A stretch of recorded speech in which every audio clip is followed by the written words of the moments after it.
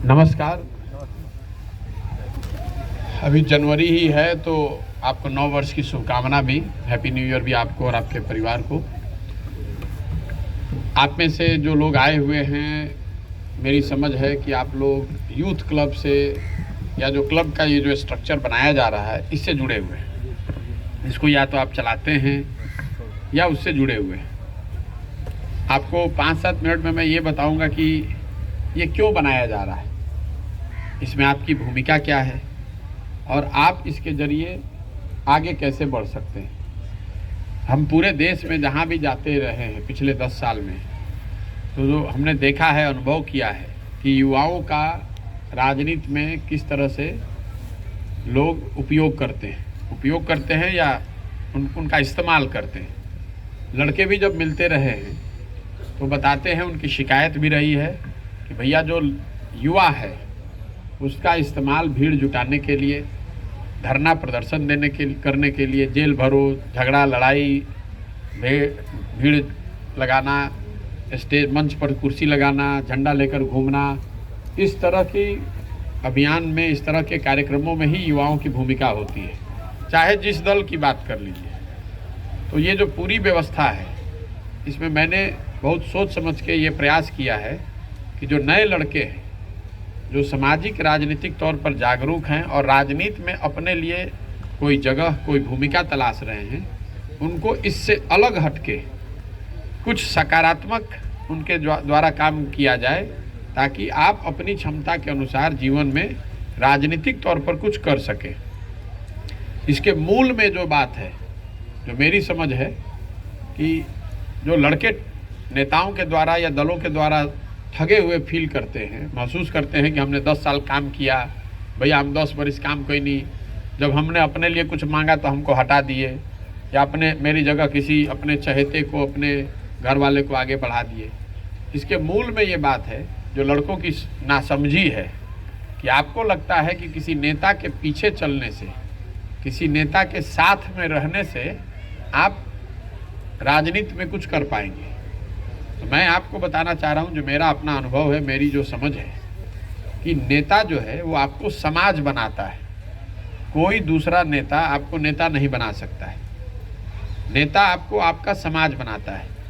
एक बार समाज ने छोटा या बड़ा आपको नेता बना दिया, तो ये जो दूसरे दल के लोग हैं या जो बड़े नेता हैं, वो आपको वहाँ से उठाकर एक प्लेटफॉर्म दे देते हैं। मान लीजिए कि गांव के स्तर पे या पंचायत के स्तर पर आप जागरूक हैं, सक्रिय हैं, कुछ हाथ पांव चलाने वाले लोग हैं, 10-20-50 लड़कों को इकट्ठा कर सकते हैं। तो कोई जाता है और देखता, अच्छा यहाँ पर सबसे चलता पुर्जा लड़का कौन है, फिर आपको जोड़ लेता है और किसी अपने संगठन में जगह दे देता है।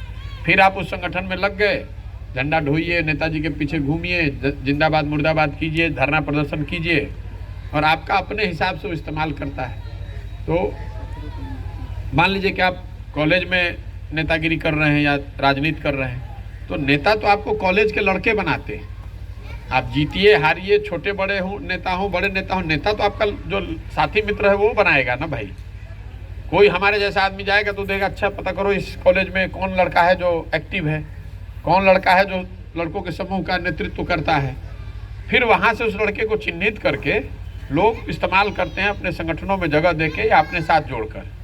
तो पहली बात तो आप ये समझिए कि अगर आपको नेता बनना है, राजनीति करनी है, तो आपको अपने समाज में अपनी जगह बनानी है, अपने समाज में अपने लिए प्रतिष्ठा, अपने लिए नेतृत्व की आस्था डेवलप करनी है। प्रशांत किशोर के पीछे चलने से, प्रशांत किशोर का झंडा लेकर घूमने से आप नेता नहीं बन सकते। नेता आपको आपका समाज बनाएगा, आपकी अपनी क्षमता, आपका प्रयास बनाएगा। हम जैसे लोग उसमें थोड़ी मदद कर सकते हैं। इसीलिए ये पूरी व्यवस्था ऐसी नहीं है कि आप यूथ विंग के मेंबर बन जाइए। ज़्यादातर दलों में क्या है, युवा प्रकोष्ठ है, यूथ विंग है, उसमें आप जमा हो जाइए, जब नेताजी गए तो भीड़ जुटाइए। हम वो नहीं कर रहे हैं। हम कह रहे हैं कि नहीं, जो लड़का ज़मीन पर नेता बनना चाहता है, समाज में अपनी राजनीति शुरू करना चाहता है, और ख़ासकर ऐसे लड़के जिनके बाबूजी विधायक नहीं है, मंत्री नहीं है, जिसकी आर्थिक स्थिति ऐसी नहीं है कि पैसे के बल पर राजनीति हो सके, उन लड़कों का हाथ पकड़ा जाए और उनको आगे बढ़ाने में मदद की जाए। इसीलिए ये पूरी क्लब की व्यवस्था बनाई गई है। इसमें आप कर क्या रहे हैं? पहली चीज़ हम कह रहे हैं कि ऐसे लड़कों को चिन्हित करो जो 10, 20, 25, 50 लड़कों को इकट्ठा कर सकते हैं। तो वो ये पहला चीज़ दिखाता है कि आप में वो थोड़ी बहुत भी नेतृत्व क्षमता है कि नहीं है। जैसे ही आपने 20-25 लड़कों का समूह बनाकर एक क्लब का गठन किया, 100 लोगों को जोड़ा, तो आपको एक व्यवस्था छोटी सी दे दी गई, अच्छा कैरम बोर्ड खेलिए, एक वहाँ पोस्टर लगाइए, एक ऑफिस जैसी व्यवस्था खोल लीजिए, ताकि कहीं पर बैठकर आप एक छोटा मोटा अपना ऑफिस का संचालन कर सकें। लोगों को पता हो कि आपसे मुलाकात कहाँ से होगी। कैरम बोर्ड खेलने से कोई नेता नहीं बन सकता है। कैरम बोर्ड आज है, कल नहीं रहेगा, टूट जाएगा। लोगों के इंटरेस्ट आज है, कल नहीं रहेगा। 4 दिन लड़के खेलेंगे, 10वें दिन से नहीं खेलेंगे। ये कैरम बोर्ड खेलना, कैरम बोर्ड बांटना, ये क्लब का अभियान नहीं है। क्लब का ये स्टेप बना हुआ है। हमको कैसे पता चलेगा कि बिहार के हर गाँव में किस लड़के में क्षमता है? उसको जांचने परखने का एक ऑब्जेक्टिव तरीका है। हम आपको व्यक्तिगत तौर पे नहीं जानते हैं, लेकिन ये जानते हैं कि ये लड़का है जिसने 100 लड़कों को एक साथ इकट्ठा किया है। उन 100 लड़कों में लड़कों ने मिलकर आपको अध्यक्ष चुना है, किसी को सचिव चुना है, किसी को सोशल मीडिया प्रभारी चुना है। तो हमको आपको जानने की जरूरत नहीं है, व्यवस्था अपने आप बता देती है कि किसमें क्षमता थोड़ी है, किसमें नहीं है। ये पूरी चीज़ को शुरुआत के लिए जो क्लब आप खोल रहे हैं, उसका एक तरह से आपका ऑफिस खुलवाया जा रहा है। अब ऑफिस में एक फ़ोटो लगा हुआ है, एक संविधान की प्रस्तावना लगी हुई होगी, कैरम बोर्ड रखा हुआ है, कल होकर उसमें वॉलीबॉल हो जाएगा, क्रिकेट का किट हो जाएगा, ताकि जो बच्चे आपके साथ वहाँ आ रहे हैं, बैठ रहे हैं, उनके मनोरंजन के लिए, रिक्रिएशन के लिए कुछ ना कुछ व्यवस्था आप कर पाएँ। अभी लोगों ने कहा भैया इंडोर सिस्टम है, ऑफिस में बैठने की बात है तो कैरम बोर्ड कीजिए।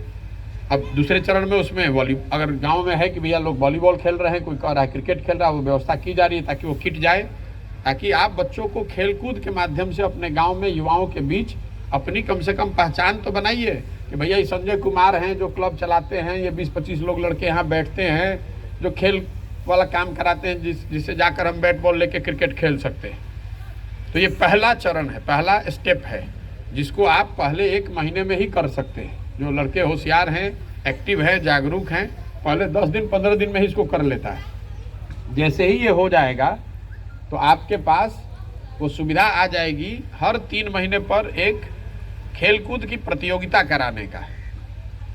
जैसे अभी पश्चिम चंपारण में सारे क्लब के लोगों ने मिलकर तय किया कि हम लोग पूरे पश्चिम चंपारण में दौड़ की प्रतियोगिता कराएंगे। तो हर पंचायत में 20, 25, 30 लड़के दौड़ रहे हैं। दौड़ कर जो पहला, दूसरा, तीसरे नंबर पर आता है उनको प्रोत्साहन राशि कुछ दी जाती है। फिर हर पंचायत के लड़के प्रखंड के स्तर पर दौड़ेंगे, प्रखंड के स्तर जिले पर दौड़ेंगे। तो एक ये व्यवस्था है कि खेलकूद के लिए, बच्चों के खेलकूद की प्रतियोगिता के लिए हर 3 महीने पर जन सुराज की व्यवस्था और संसाधन के उपयोग से आप अपने पंचायत, प्रखंड और जिले के स्तर पर कोई ना कोई प्रतियोगिता का आयोजन करा सकते हैं। मान लीजिए कि पहले 3 महीने में हम लोगों ने दौड़ की प्रतियोगिता की और उसमें कोई 10,000 लड़के पूरा जिला मिलाकर दौड़े, उसमें 500 लड़कों को कुछ ना कुछ प्रोत्साहन राशि मिली, कुछ रोजगार, कुछ इनाम मिला, किसी को जूता मिला, किसी को ट्रैक सूट मिला। तो उससे लड़कों में थोड़ी जागरूकता भी आएगी और आप लोगों का, आपकी मदद, आपकी पहचान भी उनके बीच में बनेगी। तो हर और तीसरे 3 महीने में दौड़ हुआ तो 3 महीने के बाद क्रिकेट का प्रतियोगिता हो सकता है, 3 महीने के बाद वॉलीबॉल हो सकता है, कबड्डी हो सकता है। तो हर 3 महीने पर क्लब के पास, आपके पास ये अवसर है कि आप प्रतियोगिता आयोजित कर सकते हैं खेलकूद की एक। और उसके लिए आपको खाली नीचे की व्यवस्था करनी है, पैसा, साधन, प्रोत्साहन राशि, वो सब सारी व्यवस्था जनसुराज आपको करेगा। क्लब एक एक करके नहीं, लेकिन जो प्रखंड के स्तर पर आप लोग चुन कर आएंगे, आप जो मिलकर तय करेंगे। जैसे पूर्वी चंपारण में लोगों ने तय किया कि भैया ये जो जिला के स्तर पर जीतेगा उसको 21,000 रुपये मिलना चाहिए, जो सेकेंड आएगा उसको 11,000 रुपये मिलना चाहिए। आप लोग ही मिलकर तय करते हैं कि भैया ये जो प्रतियोगिता होगी इसमें 100 लड़का जो आएगा उसको ट्रैक सूट दिया जाए, तो ट्रैक सूट दिया जाएगा। तो सारी प्रतियोगिता का जो डिज़ाइन है और उसकी जो प्रोत्साहन राशि है, प्रोत्साहन के लिए सर्टिफिकेट है, कपड़ा है, गिफ्ट है, जो भी है, ताकि उसमें लड़के पार्टिसिपेट कर सके। ये जनसुराज आपको क्लब के माध्यम से देता है। आपको उसका इस्तेमाल करके अपना दायरा बढ़ाना है पंचायत में। आज आपके साथ अपने प्रयास से 25 लड़के जुड़े हुए हैं, 100 लड़के जुड़े हुए हैं। वो कल आप खेल की प्रतियोगिता कराएंगे तो 50-100 लड़के और जुड़ जाएंगे। दूसरा क्रिकेट कराइएगा तो उससे और 100 लड़का जुड़ जाएगा। प्रयास ये है कि अपने पंचायत में आपके पास हर क्लब में 200, 250, 300 लड़के जुड़े रहें। क्यों जुड़े रहें? क्योंकि यही आपको आगे जब आप राजनीति करना चाहते हो तो यही आपकी सेना बनेगी, यही आपकी ताकत बनेंगे। दूसरा, खेल कूद के साथ जो आदमी भी 3 महीने में पहली प्रतियोगिता जो क्लब के लोग करा पाएंगे, उनको दूसरी सुविधा दी जा रही है कि आप अपने गांव, अपने पंचायत में गरीब बच्चों के पढ़ने की व्यवस्था कर सकते हैं अपने क्लब पर। मान लीजिए कि आपके पंचायत में 20 परिवार ऐसा है जिसका बच्चा कोचिंग करने के लिए आप इकट्ठा करते हैं 20 बच्चों को पढ़ाने के लिए, तो 20 बच्चे आकर क्लब पर पढ़ें। ये स्कूल नहीं है, ये टीचर का बहाली नहीं है, लेकिन 20 बच्चों का जो गरीब परिवार के बच्चे हैं उनको बेसिक भी जानकारी नहीं है कि यहाँ स्कूल व्यवस्था पूरी तरीके से ध्वस्त हो गया है। तो आपके माध्यम से आपके पंचायत, आपके गांव में 10-20 परिवार का बच्चा अभी आकर अगर 1 घंटा डेली वहाँ क्लब पर पढ़ेगा तो उसकी व्यवस्था जनसुराज से की जाएगी। और व्यवस्था का मापदंड ये है कि आपने पहला स्टेप पूरा किया हुआ हो, कम से कम 100 आपके एक्टिव मेंबर हो, आपका चुनाव हो गया हो, आप चुनकर वहाँ के लीडर हैं, एक खेल कूद की आपने 3 महीने में प्रतियोगिता पूरी कर ली है। उन सारे क्लबों को ये अवसर है कि वो अपने लोकल स्तर पर किसी एक व्यक्ति, किसी एक युवा को चिन्हित करें जो आपके गांव में आपके माध्यम से गरीब बच्चों को पढ़ाए। वो पढ़ाएगा तो मान लीजिए कि मार्केट में पढ़ाने के लिए 2 घंटा के लिए 1000 रुपये लेता है, आपको तय कराना है कि जो मार्केट में उसका रेट है उससे वो आधे में कम से कम पढ़ाए, क्योंकि वो आपकी भी वो नेतृत्व क्षमता है कि भाई ये समाज के लिए काम है, 2 रुपये कम में करो। और जो पैसा होगा वो पैसा आपको जनसुराज के माध्यम से बैंक के अकाउंट में आएगा और उसको आप पैसा दीजिएगा। लेकिन ये नौकरी नहीं है, वो पढ़ाएगा, जितना दिन पढ़ाई ठीक कराएगा उतना दिन रहेगा, नहीं रहेगा तो फिर दूसरा आदमी रखा जाएगा। तीसरी बात, जब ये दोनों आप कर पाइएगा तो इसके बाद जो क्लब ये स्टेप को पार कर ले लड़के, उनको ये अवसर है कि वो अपने समाज में दूसरा काम भी कर सकते हैं। कोई समाज अपने यहाँ मोतियाबिंद का ऑपरेशन करा सकता है, कोई वहाँ पर सामूहिक विवाह के लिए लोगों की मदद कर सकता है। तो जैसे जैसे आप अपनी कार्य क्षमता दिखाएंगे, आपके जरिए समाज की मदद होगी, लोगों में आपकी पहचान बनेगी, आपके लिए लोग अच्छी सोच रखेंगे, आपकी मदद से समाज की मदद होगी, तो उससे जनसुराज भी बढ़ेगा। आपको प्रशांत किशोर जिंदाबाद नहीं करना है, आपको हमारा फोटो लेके नहीं घूमना है, आपको अपने समाज की मदद करनी, अपनी पहचान बनानी है। आपको मुखिया बनना है, आपको बीडीसी लड़ना है, आपको वार्ड सदस्य लड़ना है, आपको छात्र नेता बनना है, तो आप जिस समाज में रहते हैं उसके लिए क्लब के माध्यम से सब काम कीजिए।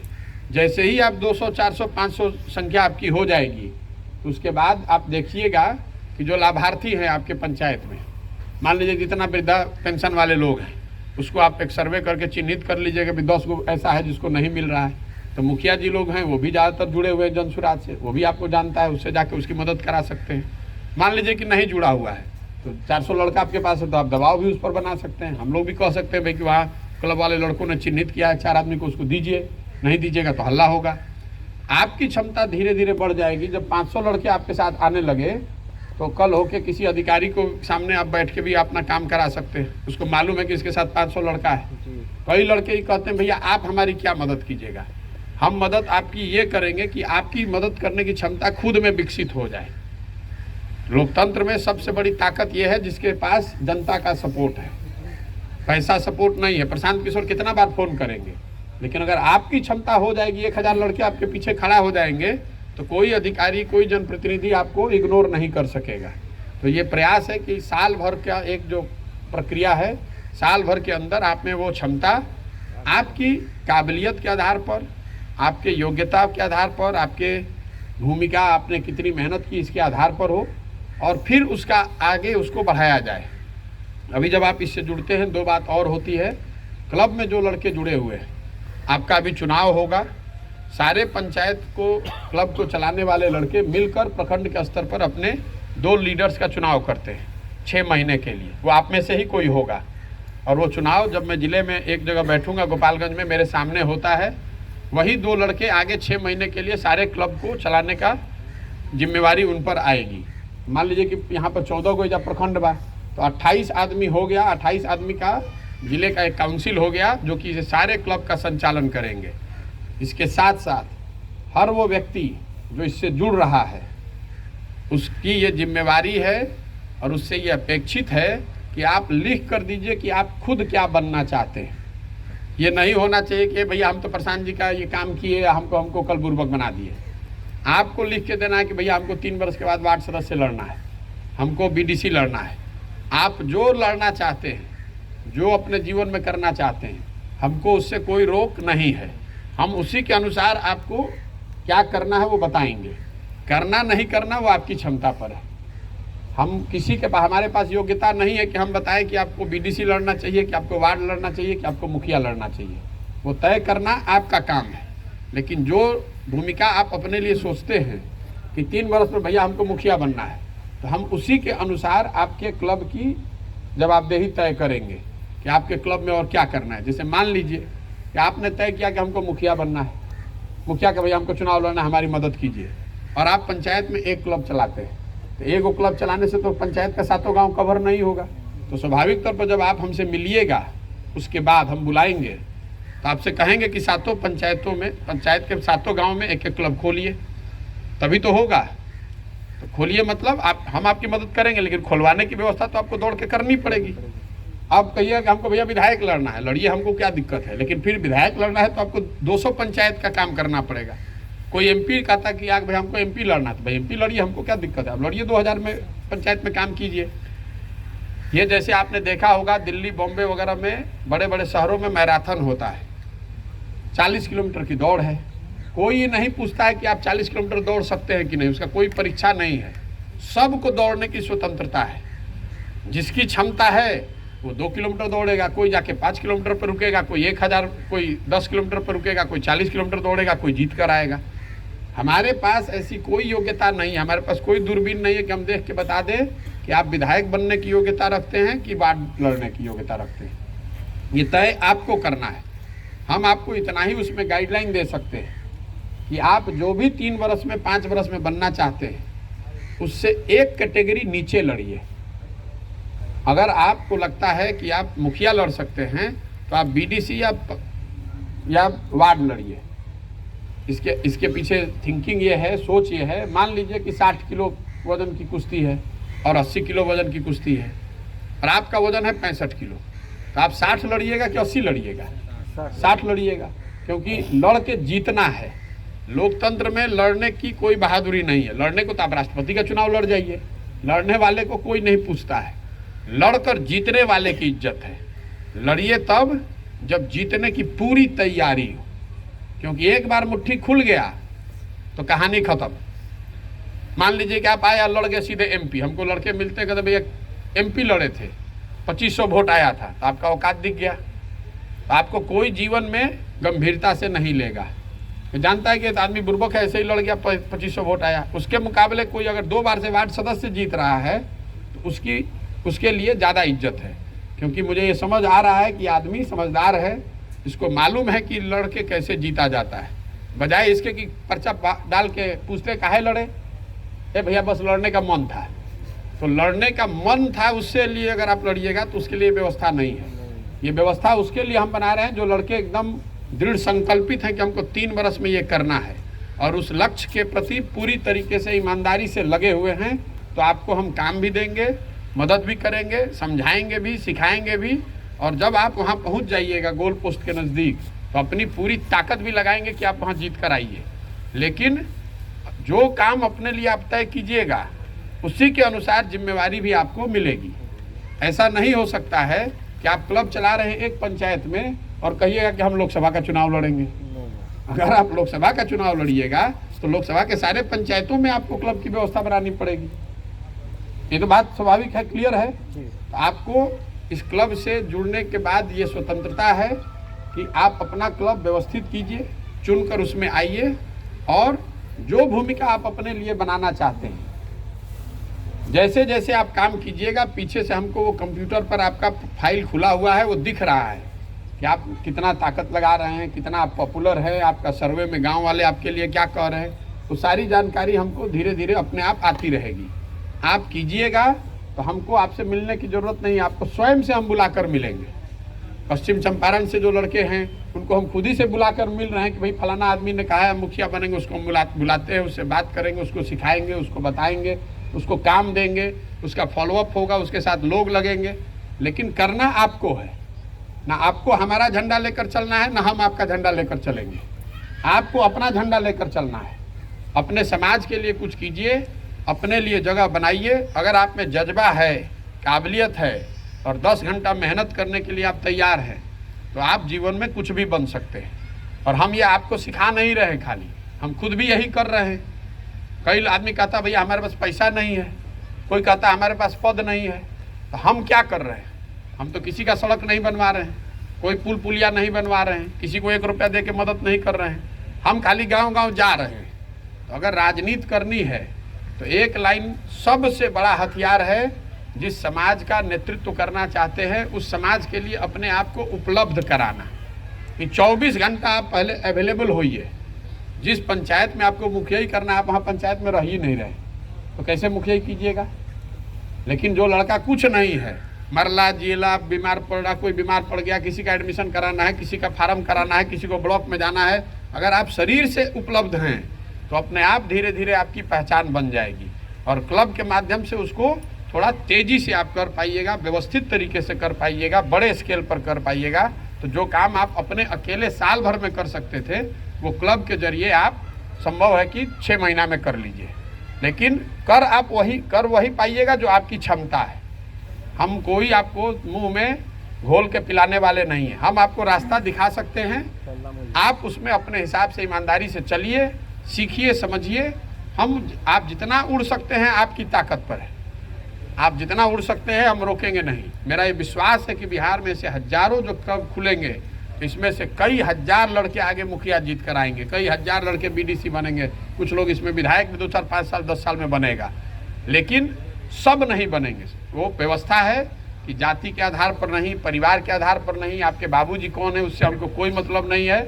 हमको मतलब है कि जिस लड़के में क्षमता है, जो समाज के लिए ईमानदारी से कुछ करना चाहता है, योग्यता है, वो काम कीजिए, समाज की मदद कीजिए, आपका नाम वहाँ से आएगा, आप वहाँ पर दिखेंगे काम करते हुए। समाज इस बात को मानेगा कि नहीं ये लड़का बहुत समझदार है, समाज के लिए जीता मरता है, तो अपने आप हम आपकी मदद करेंगे। जन सुराज में जो हम लोग कह रहे हैं कि अगर बिहार में व्यवस्था बदलनी है तो हजारों अच्छे लोग वार्ड सदस्य जीत कर आने चाहिए। 1,15,000 वार्ड सदस्य जीत कर आता है, 15,000 सरपंच और मुखिया जीतते हैं, 12-15 हज़ार समिति जीतता है, इतने जिला पार्षद जीतते हैं।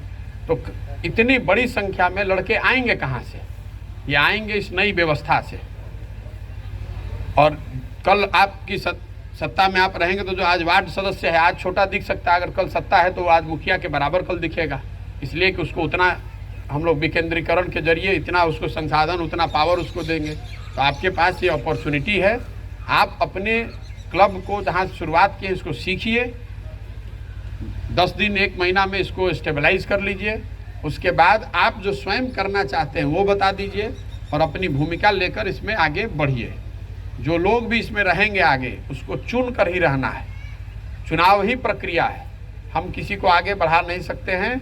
आपस में जो पंचायत में जो क्लब, अच्छा जो 3 अलग अलग क्लब हैं उसमें कोई फर्क नहीं है, उसकी सुविधा में, उसकी व्यवस्था में, कौन उसमें से चुन कर आएगा। ये जातीय आधारित व्यवस्था नहीं है, वो व्यवस्था सिर्फ इसलिए बनाई गई है कि जो टोले हैं, जो पंचायत हैं, उनकी संरचना ऐसी है कि दलित बस्तियां अलग हैं, तो ऐसा न हो कि दलित बस्तियों में कोई क्लब ना हो, इसलिए वो क्लब की व्यवस्था अलग से की गई है।